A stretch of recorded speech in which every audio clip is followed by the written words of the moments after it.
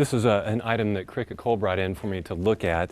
It's called Done in the Open, drawings by Frederick Remington. This is from the early 1900s, and there's a lot of interest in Western memorabilia right now, so Remington would definitely be in that category. I was able to locate about 20 of these that have sold recently, this book, if you will. They're selling anywhere from about $50 to $200 a piece right now based on condition. And pretty much every appraisal I do, I try to use the word condition. That makes all the difference in the world in terms of value. You might have two identical items. One is in poor condition, one is in pristine condition. They're going to be miles apart in terms of value, in terms of what a collector would pay for it.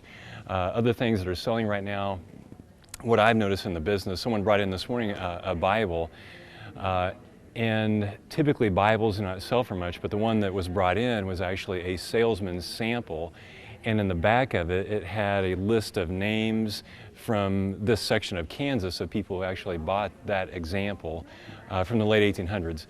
And that's what people are really into, local history items, items that have personal significance like that, with all those family names listed. That really increases the value of an item. I found two of those that have sold recently. These, like this one? Yep. One sold in 2010 for $150. Another one that was circa 1896 sold for $190, and that was in 2011. Your Smith & Wesson, that pistol, 1861, 1874 is what I could find for the dates of manufacture. That is an early serial number. I found three that have sold recently, and it's condition. Yeah. You know, this one was, the barrel's rusted, brought 450. One sold for $1,400 last year, so. That don't have no pets, I don't think, on it. No, I mean, that's a good, clean gun. I mean, this is, you know, condition-wise, it was definitely as nice as either one of these that brought over 1,000. So, well, I think I got took on that one years ago. This one here, I think I did might have made it. Yeah, yeah. So oh, goodness. Yeah. It evens out that way. So, yeah. Okay. No, that's a good little gun. It's got, I mean, I'd say those are the original grips on it, and those are rosewood grips. So, yep. Okay. So, good enough. Yeah. Thank you, sir. Yeah, thank you. A lot of them. It worked out. You guys were the first. I just start with number of eBay examples. Okay. And eBay's a monster. Mm-hmm. And I tell people to be really careful because so much of the stuff on there is fake. Right. And I use it a little bit when I do appraisals, but I think more importantly, I just use it to try and find examples and just to show people what's really rare. Mm-hmm. For posters, that's not a real good example, but I just toss the number in there. But like people will bring me depression glass. Mm-hmm. And you know, they bought this stuff 10, 15 years ago. Well, I'll say, get on eBay and search for depression glass, and there's like 50,000 pieces of it. So, but what I do as an appraiser, I basically buy data. And so I have subscription sites as an appraiser, and then I can log in and search for stuff that's sold. So I found in what time frame? All these would be like probably within the last 5 years. Oh, okay. So I think like there's one that you guys have. So that one sold for $50. Much of it is just, it's based on condition. The posters that are in better shape bring premium prices. So if they're stained or torn or something, so there's, I think you guys have that one too, don't you? Yes, I do. With the Navy. Is that right? Yeah. Our home defender. See, that one sold for $225. So those are just the two examples I jotted down for you. That would probably be a pretty typical range for World War I posters. Probably about $50 to $250 a piece for them.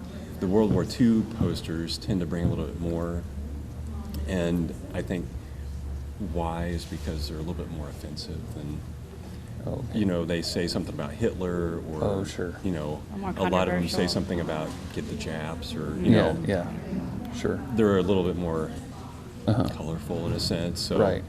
But yeah, they're, anything war right now is really collectible.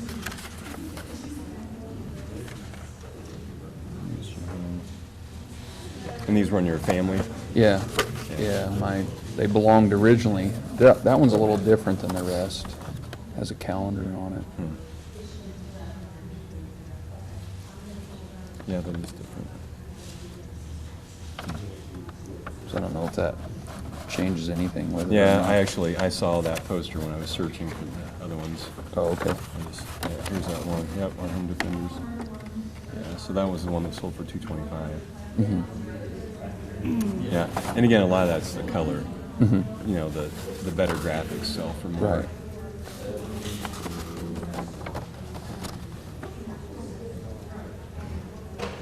Cool.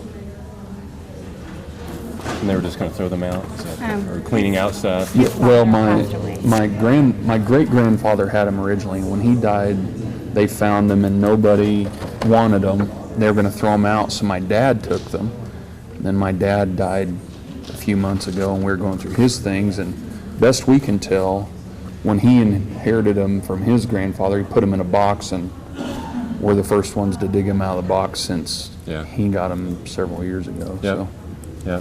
You know, in terms of the preservation of them, you know, if you frame them, just put an acid free back in it. And, you know, I would never have it in the sunlight because they would Right. fade quickly. But Right. other than that, I mean, they're in good shape. So, Now, hypothetically, we wanted to sell them. How do you go about that outside of eBay?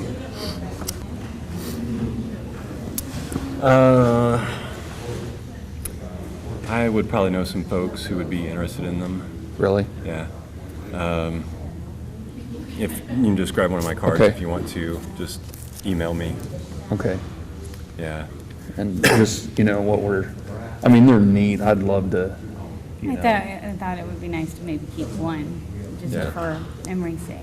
but we set up a memorial scholarship fund in my dad's name and thought this would be a great way to contribute money Yeah. to it, Yeah. Yeah. Yeah, I actually have had a couple of collections of war posters, and that's basically what I did. I saved like 2 of them, and I didn't need 50. Right. So I just kept a couple of ones I liked the best, and I sold a lot of them to a museum in Florida. Really? But there's a couple guys who deal just in military type items who I think would be interested in them. So yeah, just email me and I'll hook you up with him, and Okay. you guys can. Did you buy these? My mother bought the bracelet, and I was working at a telephone company, and she called back out there and told me to go down and get the rest of the set for her. What did it cost? Do you remember? I think that probably not more than $20 for the whole set. I think probably was $10 and 5 I Yeah. think.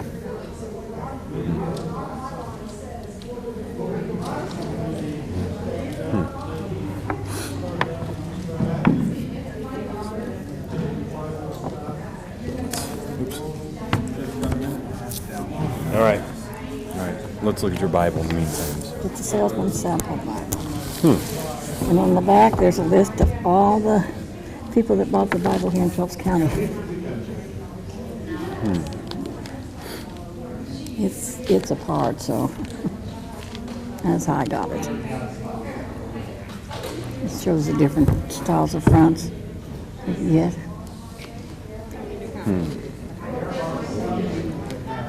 How did you come up with this? I bought it at a garage sale.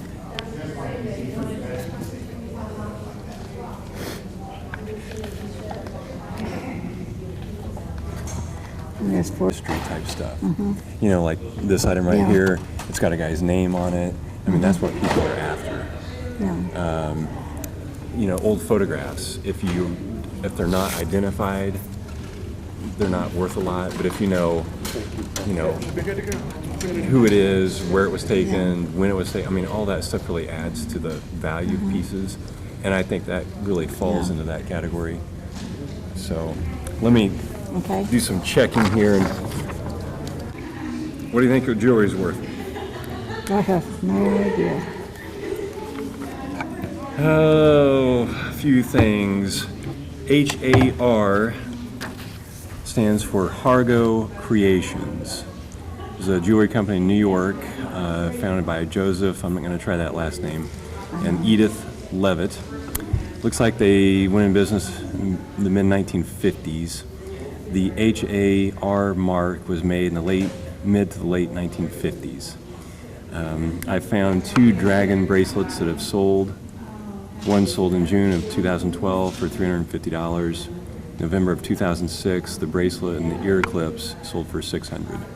Wow. So with the brooch, you know, that's probably $600, $700, $800 set. So that company made all kinds of That's big cool. critters and creatures in terms of jewelry. So Yeah. I've often wondered about, I don't wear it because I'm afraid it'll fall off. If I got a little chain fastened to it, but nobody wants to touch it. Yep. No, that's a very good set. So there's a few pieces of that pattern on eBay right now. None of it has bids, but it's all priced quite high. So, and eBay's, Yeah. you know, people have to be careful with. Yeah. There's a big difference between what people ask for something on eBay and what it actually sells for. Yeah. So, but those are actual sold prices. So, your salesman sample Bible. One sold in February of 2012 for $275. Another one sold in August of 2007 for $50, and one just sold in August of 2010 for $500. The one that brought $500 was kind of the grand edition, if you will. It had 1,200 color illustrations. So that was kind of like the most expensive version of that. And a lot of this is a reflection of condition. So the cheaper one was in pretty poor condition. Yours, I would say, is in decent shape. You know, the cover is loose, but that, to me, is really made up for the fact that you have that local history information in there. So that's just a neat piece. I mean, I would think it would bring a couple $100 pretty easy. So. And I was going to ask you another question. I can't remember what year, but I got autographs for my kids. Joe Lewis. He's in the Veterans Hospital in Denver. How did I go about you just write a document letter saying that? I know somebody said you document them, how you got it is worth more. Yeah, definitely if there's any way, I mean, even if you just write a hand note with it, that would help support that. Because again, you know when and where, you know, the history behind it. Trying to think, I mean, the last time, I've tried to stay away from autographs unless I know exactly where they came from. So I know he said, I guess it's on an Antique Roadshow. They said to document stuff like that. Yep. So. yeah. Okay. So, I mean, you know who got it, when they got it. I mean, that just, even in war collectibles right now, for example, Nazi stuff is really popular, but even just American items, if you have a rifle from World War II, might be worth $500. If you know who, I mean, that might add $1,000 to the price. This is a German officer, he got it off. Yeah. So, because collectors go crazy for stuff that's attributed to someone. So, anyway, that's This is it. all right. What all can you tell us? That was my great-grandparents, No, it was your grandmother. grandparents, It was your grandmother's. my grandmothers. And they bought it for their daughter. Yeah, about 1907. I wouldn't be surprised if it's even a little bit older than that, just judging from the carving. That spoon carving is typically a little bit older. I know they got a lot of stuff out there in 1904 when they went to the World Fair in St. Louis. St. Louis. Yep. You know, I have little skillets to go with my stove in St. Louis, 19-something. 1904. Yeah. I'm surprised Rita gave me. The Singer models kind of the same era have been selling anywhere from $30 to $90 a piece. This one that brought 90 sold in November of 2007. The new home version recently sold for $100, and one just like this sold in July of 2007 for $150. This, to me, looks like it's like the deluxe model, just the graphics. This one, even at $100, the case is very plain. So you have the deluxe model from 1900, I would say. So. Okay. But that's probably the price range you're looking at, in the 150 range. So. This is a pretty neat book. So is this one you did? Yeah. All right. Yep. Yeah. I think this is great Aunt Martha. And she was born in 1861. She was in the census in 1940, still alive. But it's supposed to be hers. I just wanted to check. And if it is hers, then I would think it would at least be before the 40s anyway. And probably 20s or 30s.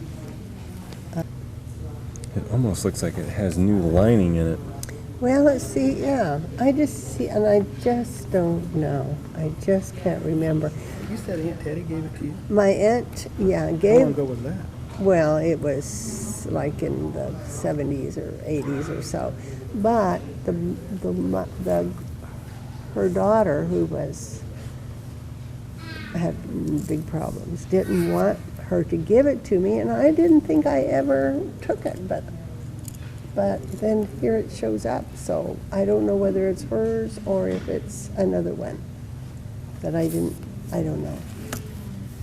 And I know that sounds crazy, but but it's the truth. Yeah.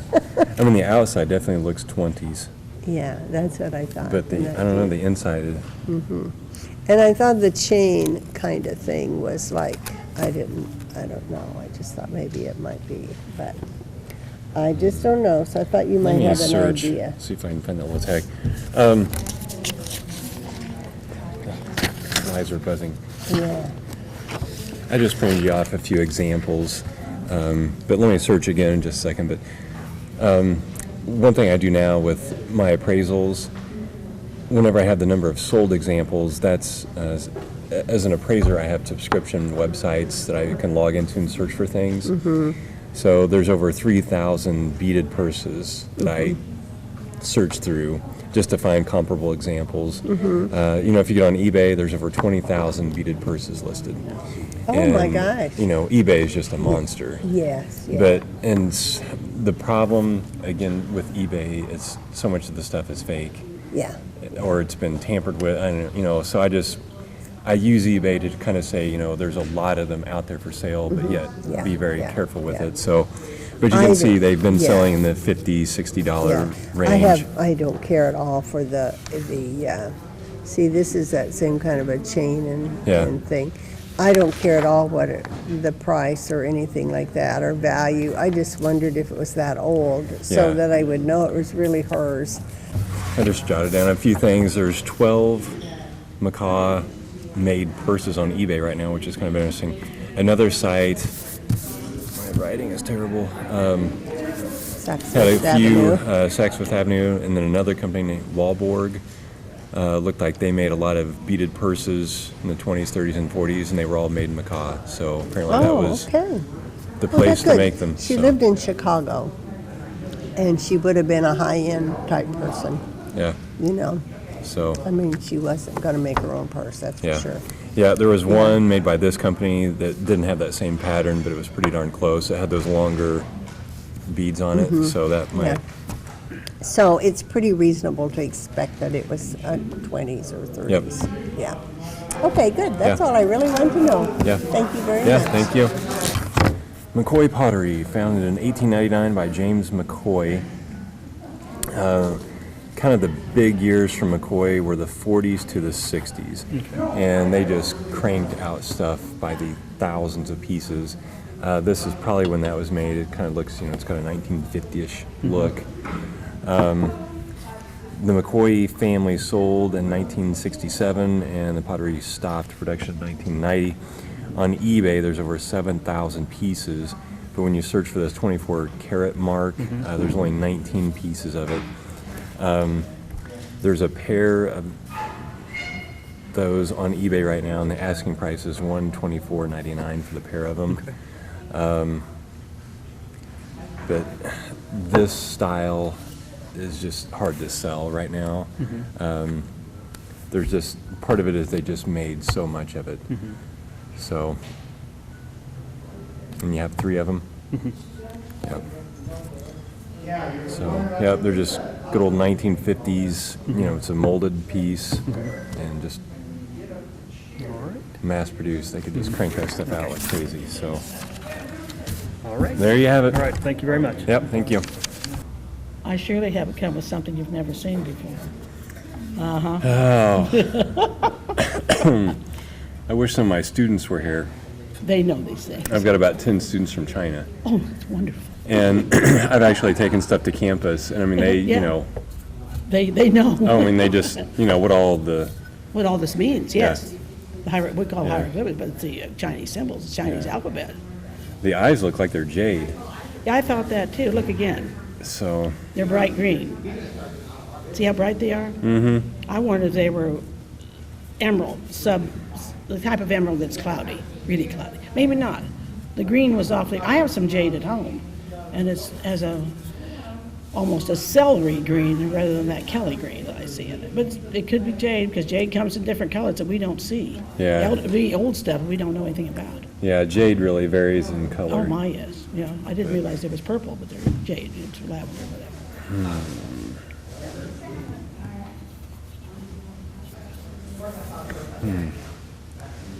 I don't know. It just, I mean, to me, that's, you know, I think that's what it is, but I wonder why it's so decorative. You know what I mean? I understand Why what you would mean, you have unless- just a Unless at the time, you had the real decorative ones that the rich owned, and these were slightly less that poorer people could own. With the incisions and with all this brass. I assume this is either brass or, not copper, bronze, whatever these pieces are that are here, that goes around it. See that? And then I wondered, from looking at the stamp, did someone try to recreate this? It isn't recent. You know. no, I mean, it's, These people were there quite some time ago. Let's see, she gave it to me, when did she move here? In the 80s. She gave it to me in the 80s. She worked for them in the latter 70s. but yeah, in the past, I've taken them things and, you know, to me, it almost looks like it's just decorative. I mean, you know, and they'll look at What, it. maybe? Oh, no, I mean, no, pretty much every piece I've taken them, no, I mean, it means, Means something. yeah.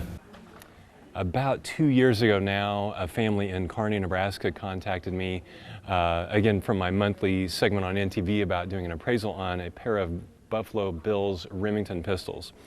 And what really helped is they had the provenance behind the pistols. They knew when the previous owners had acquired them. There was a couple newspaper articles documenting that they were truly Buffalo Bills pistols. It turns out that Remington presented Buffalo Bills a matched set of pistols. I think they were from the 1870s. They were in the original walnut case. They had these just unbelievable ivory grips. And I contacted several national gun dealers on those, and the appraisal price came back at $60,000 to $100,000 for the pair. And those are so rare, they're actually kind of hard to appraise because I don't have any comparable items. They were truly one of a kind, so I couldn't say, you know, here's what this is selling for, because that's the only set of those in the world, basically. So that was an estimate, $30,000 to $50,000 per gun, basically. So, but they were just dynamite pistols, and that's really, in terms of the market right now, the high-end items are doing well. And maybe the lower quality items are struggling right now. I think that reflects the economy, but the better stuff is still doing well. Hey, my name is Jason Combs. I'm from Kearney, Nebraska, and my wife and I have Burr Oak Antiques and Appraisals. We've done antique shows for years, and we're just avid collectors as well. I'm on NTV once a month doing roadshow type events for central Nebraska. And some folks brought in some records today, and I had several questions about records. You know, records are kind of tricky in terms of value, not necessarily to appraise, but when you think of the records, like we have a Beatles and a Frank Zappa record, most folks would automatically think that the Beatles would be more valuable, and with these examples, that's actually not the case. The Beatles record that we have here is worth about $10, and the Zappa record would be maybe $15 to $20. Part of that is a function of eBay. There's just so much stuff for sale on eBay, and there's many examples of these for sale on eBay, so that's always one consideration to take into account. So, but definitely the older records, maybe like from the 40s or 50s, the big name artists are the ones that are selling right now. So that's what I can tell you about records.